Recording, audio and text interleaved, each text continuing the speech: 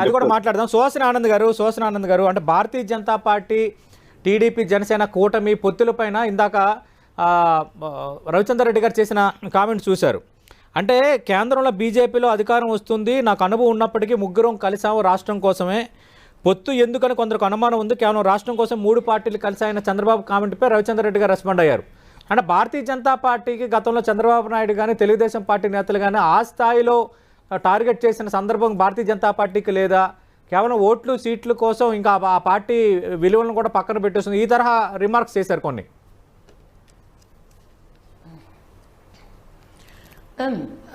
సతీష్ గారు నమస్కారం. పెద్దలకి వీక్షకులకి నమస్తే. ఒకటి బ్యాటిల్ ఫీల్డ్ లో వైసీపీకి భయం మొదలైంది. ఎన్డీఏ కూటమి కట్టడం జరిగింది, ముగ్గురు సన్నద్ధమై ఈ బ్యాటిల్ ఇదేమి కొత్త కాదు, ప్రజలకి అన్ని తెలుసు. 2014లో ఏదైతే కూటమిలో ఉన్నారో ఇదే Bharatiya Janata party, Janasena, TDP. So మళ్ళీ అదే ఫార్ములా ఎందుకు మళ్ళీ వచ్చింది అంటే, ఏదైతే ఈ రాష్ట్రంలో జరుగుతున్నవి 5 సంవత్సరాలు, ఇప్పుడు చాలా మెమరీ ఉంది కదా వైసీపీకి, ఎంతో ఆలోచనతో వాళ్ళు ఎప్పుడెప్పుడో ఎవరెవరు ఏమేమన్నారో చాలా గుర్తు పెట్టుకుని అన్ని మాట్లాడుతూ ఉన్నారు. మరి అదే 2019లో వాళ్ళు ఇచ్చిన హామీలు కూడా అదే గుర్తు పెట్టుకుని వాళ్ళు ప్రజల వద్దకు వెళ్లి దానికి సమాధానాలు చెప్తే బాగుంటుంది. ఇంకా 50 రోజులు మాత్రమే సమయం ఉంది. సో చాలా ఆలోచనతో వాళ్ళు ఏదైతే హామీలు ఇచ్చారో అవి వాళ్ళు చెప్పి ముందుకు వెళ్ళాలి. అండ్ రెండోది ఏంటంటే, ఇక్కడ భారతీయ జనతా పార్టీ కేంద్రంలో అతి బలంగా ఉన్న పార్టీ, కేంద్రంలో అగ్రరాజ్యాలతో పోటీ పడుతూ ఎంతో కాన్ఫిడెంట్ గా సర్వేస్ అని చెప్తూ ఉన్నాయి. డెఫినెట్లీ మాకు కూడా ఇండిపెండెంట్ గా 350 పైన అండ్ 400 దాటి విత్ అలయన్సెస్. ఇది కేంద్రంలో ఉన్న జాతీయ పార్టీ, రాష్ట్రాలలో కొన్ని 17-18 రాష్ట్రాల్లో మేము రూలింగ్ లో ఉన్నాము, 38 పార్టీస్ తో అలయన్సెస్ తో ఉన్నాము, అండ్ ఇంకా కొన్ని పార్టీలు మాతో కలవడానికి ఉత్సాహం చూపిస్తూ ఉన్నాయి. ఇది సర్వసాధారణమైన ప్రక్రియ. ఒక్కొక్క రాష్ట్రంలో ఒక్కొక్క రకమైన రాజకీయ పరిణామాలు ఉంటాయి. ఆ రాష్ట్రంలో ఆ రాష్ట్ర ప్రభుత్వానికి సంబంధించి ఆ రాష్ట్రంలో ఉన్న పరిస్థితుల్ని బట్టి ఏ కూటమితో ఏ విధంగా ప్రజలకి వద్దకి ముందుకు వెళ్ళాలి, ఏ విధంగా గుడ్ గవర్నెన్స్ ప్రజలకు అందించాలి అన్న ఒక ఆలోచనలో భాగంగా కేంద్రంలో ఉన్న మోదీ గారు, అమిత్ షా గారు చేస్తున్న నిర్ణయం, జాతీయ నాయకత్వం చేస్తున్న నిర్ణయం చాలా లాంగ్ విజన్ లో చేస్తూ ఉన్నాం. ఇది ఒక మాటలతోనే కాదు, 2014 నుంచి చూస్తూ ఉన్నారు.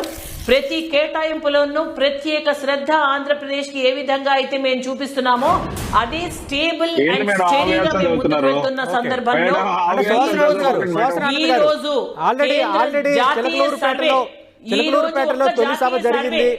చిలకలూరుపేటలో తొలి సభ జరిగింది. రాష్ట్రానికి ప్రత్యేక హోదా ఇస్తామనో లేదంటే అన్ని రకాలుగా ఆదుకుంటామనో ప్రధాని మోదీ ఎక్కడా చెప్పలేదన్న అంశాన్ని వైఎస్ఆర్ కాంగ్రెస్ పార్టీ ఎత్తి చూపుతోంది. ఒకటండి, మేము ఏదైతే చెప్పామో అది దానికన్నా 100 మెరుగైన ప్యాకేజ్ వల్ల ఆర్థికంగా ముందు వెంటనే త్వరితగతిన ఆంధ్రప్రదేశ్ పరిపుష్టత చెందుతుంది. అది ఏ విధంగా జరుగుతుంది? నార్త్ ఈస్టర్న్ స్టేట్స్ చూసాము, ఇదే హోదాలో వాళ్ళు ఇన్ని 25-30 సంవత్సరాలైనా ఎక్కడ ఎదుగు బొదుగు లేదు. సో ఇవన్నీ కూడా ఆలోచనలో భాగంగా. ఇంకొక ఇంపార్టెంట్ పాయింట్ అండి, 2014 నుంచి ఎన్నో ప్రక్షాళనలు చేసిన పార్టీ ఏదైనా ఉంది అంటే అది భారతీయ జనతా పార్టీ కేంద్ర స్థాయిలో ఎన్డీఏ. చాలా వరకు కొత్త ప్రక్రియలతో సంస్థాగతంగా ఎన్నో ఒక రిమార్కబుల్ రిఫార్మ్స్ తీసుకొస్తూ మేము వెళ్తున్న దానిలో భాగంగా ఈ జిఎస్టీ అనుకోండి, ఇంకా పరిశ్రమలు, ప్రత్యేకమైన కేటాయింపులు. కానీ ఇప్పుడు ఆంధ్రప్రదేశ్ గతంలో ఏం చేశారు, ఇప్పుడు ఏం చేయబోతున్నారు అనేది ఒక ప్రధాన ఎజెండా అవుతుంది కదా మేడం. ఎందుకంటే చంద్రబాబు నాయుడు కూడా చేసిన కామెంట్ ఏంటి, రాష్ట్రం కోసమే పొత్తులు పెట్టుకున్నావు అని. రాష్ట్రం కోసమే పొత్తులు పెట్టుకున్నావు, మాకు రాష్ట్ర ప్రయోజనాలు, రాష్ట్ర అభివృద్ధి ఇంపార్టెంట్ అనేది వాళ్ళు చెప్తున్నమాట. ఈ నేపథ్యంలో ఆంధ్రప్రదేశ్ సంబంధించి సరే ప్రత్యేక హోదాకు సంబంధించి మీరు ఇవ్వాల్సిన వివరణ మీరు ఇచ్చారు. అలాగే వెనుకబడిన జిల్లాల ప్యాకేజు, అలాగే రైల్వే జోన్కి సంబంధించిన మూమెంటం కానీ, తర్వాత స్టీల్ ఫ్యాక్టరీ కానీ, పోలవరంకి సవరించిన అంచనా వ్యయం కానీ, ఇలాంటి అన్ని అంశాలు కూడా ఇప్పుడు వైఎస్ఆర్ కాంగ్రెస్ పార్టీ కానీ మిగతా ప్రజా సంఘాలు కానీ తెర ముందుకు తెస్తున్నాయి. ఖచ్చితంగా అవి రేపొద్దున్న ఎన్నికల్లో అవి కూడా కీలకం అవుతాయి కదా. అది వాళ్ళకి అవగాహన. ఒకటండి, ఒక్క విషయం, సతీష్ గారు డెఫినెట్లీ అన్నిటికీ కూడా చాలా క్రిస్టల్ క్లియర్ గా మేము చూపించాం. రైల్వే జోన్ శాంక్షన్ అయ్యింది 2019 ఫిబ్రవరి 27, అది డిపిఆర్ కూడా రెడీ అయింది. ఇంకా steel plant, PSUs, public sector undertaking కి సంబంధించి రీసెంట్ గా మోదీ గారు రాజ్యసభ వేదికగా 75 లక్షల కోట్లు ఎక్స్క్లూజివ్ గా పిఎస్యూస్ నుంచి ఇన్కమ్ మేము పెంచగలిగాము అని. అందుకే సర్వేస్ మాకు జాతీయ పార్టీకి ఇప్పుడు surveys 37% as far as the MP seats are concerned. జాతీయ స్థాయిలో అంత బలంగా ఆంధ్రప్రదేశ్ లో ఉన్న ప్రజలు మాకు ఓట్ శాతం ఎంపీలకి 37% అని రీసెంట్ సర్వేలో తేలింది. ఇవన్నీ ఎందుకు తేల్తాయండి అంటే ఏదో రాజకీయ ప్రయోజనాల కోసం, స్వప్రయోజనాల కోసం రీజనల్ గా చేస్తున్న రాజకీయాల్ని తట్టుకుని దానిని ఈ దుష్ప్రచారాన్ని కూడా మేము లెక్క చేయకుండా కంటిన్యూస్ గా మేము కేంద్రీకృతం అయి ఉన్నది ఆంధ్రప్రదేశ్ అభివృద్ధి పట్ల చిత్తశుద్ధితో. సో అది ప్రజలు గమనించారు. కాబట్టి వికసిత్ భారత్ సంకల్ప యాత్ర కానీ పల్లికి పోదాం ప్రోగ్రామ్ అన్ని మాకు అది డైరెక్ట్ మేము చేస్తున్నది చూపించుకుంటున్నాము దమ్ముతో. ఇదే ఎజెండాతో మేము ప్రజల ముందుకు వెళ్తాము. అదే మాకు ఓట్ల శాతం ప్రజల్లో. సుహాస్ గారు ఓకే, వైసీపీ టీడీపీ మధ్య మాటల యుద్ధము ఈ స్థాయిలో ఉంది. రెండోది వైఎస్ఆర్ కాంగ్రెస్ పార్టీ గత ప్రధాని మోదీ చిలకలూరుపేట సభకి వచ్చి వెళ్ళినప్పటి నుంచి కూడా రాష్ట్రపరమైన అంశాలపై స్పందించే అంశాన్ని పదే పదే ప్రతి నేత ప్రస్తావిస్తున్నారు. అంటే మరి భవిష్యత్తులో కూడా ప్రధాని వచ్చేటప్పుడు ఏ తరహా ప్రకటన ఏమైనా ఎక్స్పెక్ట్ చేయొచ్చా? అటు ఆంధ్రప్రదేశ్ ముఖ్యమంత్రిని, ప్రభుత్వాన్ని కూడా ప్రధాని మోదీ ఏమీ అనలేదు, చంద్రబాబు నాయుడు ఏమీ పొగడలేదు, కేవలం భారతీయ జనతా పార్టీ తన సీట్లు ఓట్లు గెలుచుకుంటే చాలన్న ధోరణి ప్రదర్శిస్తుంది అనేది కొంత రాజకీయ విశ్లేషకులు లేవనెత్తున్న అంశం. భవిష్యత్తులో దీనికి సంబంధించి సమాధానం ఏమైనా ఉండబోతుందా? సార్ ఒకళ్ళని పొగడడానికి అక్కడికి రావడం, ఎవరిని ఎక్కువ పొగిడారు ఎవరిని తక్కువ పొగిడారు ఇది కాదు కదా, మనం బ్యాలెన్స్డ్ గా మాట్లాడతారు. అందులో మోదీ గారు అక్కడ వచ్చిన విషయం ఏంటి అంటే ఎన్డీఏ కూటమిలో మేము ముగ్గురం కలిసికట్టుగా ఈసారి ఎలక్షన్స్ కి వెళ్తున్నాము అని ప్రథమ సంకేతంగా వచ్చారు. అది కూడా చాలా షార్ట్ టైం ట్రిప్. ఆ టైంలో ఒక సంకేతం అయితే వెళ్ళింది. అండ్ ఇంకా హామీలు అవి అంటారా, హామీలు ఇవ్వడం మేము 10% ఇచ్చినా 100% ఇక్కడ అంటే ఇటు కుళాయి కనెక్షన్స్ 35 లక్షలు అంటే ఆంధ్రప్రదేశ్ మొత్తం జాబితా నేను చేస్తున్నాను. ఇప్పుడు అటు అసంఘటిత రంగ కార్మికులు కానీ ముద్రా రుణాలు ఈ మధ్య మేము చెప్తున్నామండి.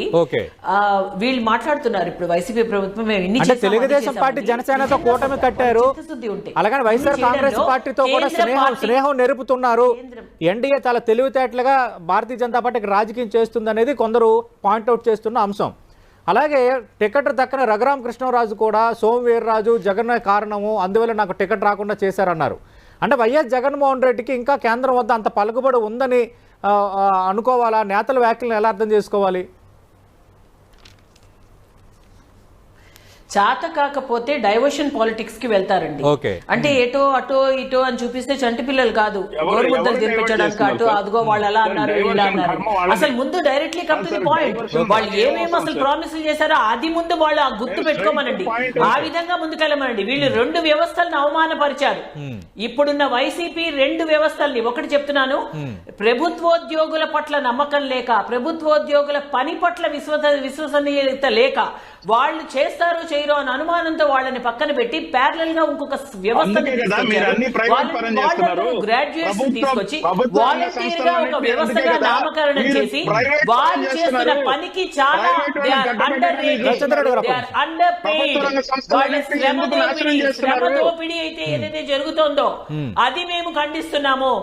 ఇంకా ప్రతిదీ రాను మేము ఏమేం చేస్తున్నాము, ఇక్కడ ఏ డెవలప్మెంట్ జరిగినా వాళ్ళకు ఒక దమ్ము ఏది లేదు అంటే అవును కేంద్ర ప్రభుత్వం ఇచ్చింది ఇంత, మేము ఇంత ఇచ్చాము కాబట్టి ఇవన్నీ మేము చేయగలుగుతున్నాం అని చెప్పి కేంద్ర ప్రభుత్వం మాకు సహకరించింది, ఇంకా మరికొంత సహకారాన్ని ఆశిస్తున్నామని చివరి బడ్జెట్ సమావేశాల్లో గవర్నర్ తీర్మానానికి వాయిదా తెలిపే చర్చలో సీఎం జగన్మోహన్ రెడ్డి ఒక స్టేట్మెంట్ కూడా చేశారు.